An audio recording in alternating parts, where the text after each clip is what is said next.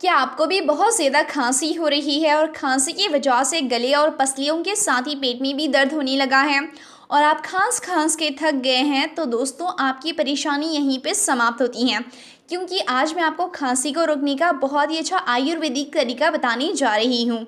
देखिए, वायरल संक्रमण, इन्फेक्शन, ज़ुकाम, फ्लू जैसी प्रॉब्लम्स की वजह से खांसी होती ही है। ऐसे में अदरक से भी आप सूखी खांसी या खांसी से राहत पा सकते हैं। इसके लिए आप छोटा-सा अदरक का टुकड़ा लेके उसे कूट के उसमें नमक मिला के दाढ़ के नीचे दबा लें।